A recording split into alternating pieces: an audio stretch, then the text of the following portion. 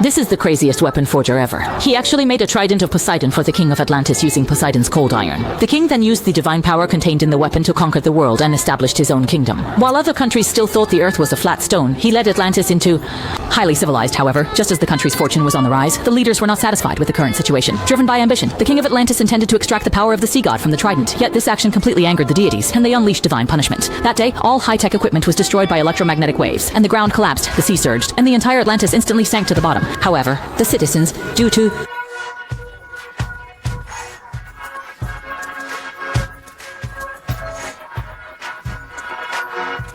10 years passed. Shu Wen discovered a woman on the beach near the lighthouse. Seeing she was seriously injured, the man took her home without hesitation. But unexpectedly, she was not human at all. Seeing the submarine launch on TV, she raised a harpoon and stabbed the screen. The wound on her abdomen caused her to faint again. The next day, when the woman woke up from her sleep, she saw in front of her something furry.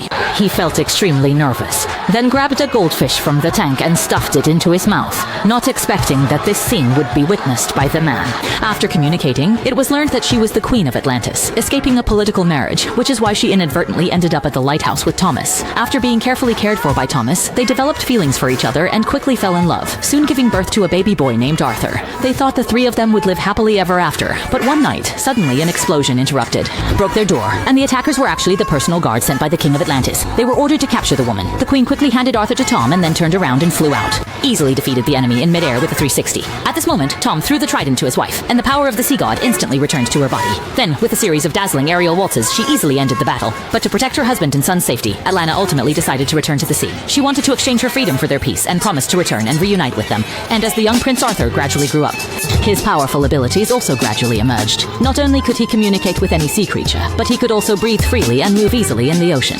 But the mother constantly thought of her and sent Atlantis' military strategist to teach Arthur great skills. To see the mother soon, she worked hard to master all the skills taught by her mentor. Through constant training, Arthur became extremely agile. However, it was not until that day that she learned from her mentor that after the mother returned to the ocean, she was forced to marry King Orvax and gave birth to a pair of... However, the king soon discovered Arthur's existence and then, under the guise of the Holy Mother, sacrificed the queen to the trench creatures. The cruel truth was hard for Arthur to accept. Not only did it sever his connection with his master, but he also blamed himself for his mother's death. As time passed, another 10 years went by, and the seabed had become pirate territory. They easily seized the Navy's nuclear submarines and committed brutal killings without restraint. But suddenly, a powerful, mysterious person held up their nuclear submarine with bare hands, quickly pushed the pirates aside.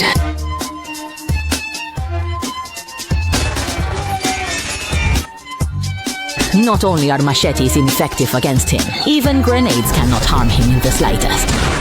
Go.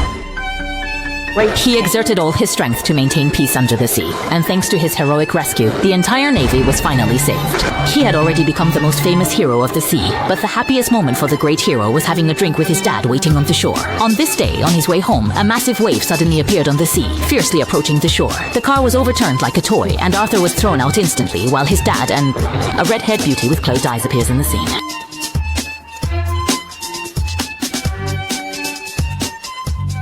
She controlled the seawater to find the vehicle and used her superpowers to save her drowning father. Because only in this way can he stop his half-brother King Orm from attacking the mainland. Due to humans dumping large amounts of waste into the ocean in recent years, the seawater has become severely polluted, making it difficult for mermaids to survive. King Orm, who has just inherited the throne of Atlantis, has already started a war against humans. He used a tsunami to push all the trash back to the shore and plans to unite the seven seas to jointly raise their armies and completely destroy the land. Arthur was dazzled as they arrived at the remote coast.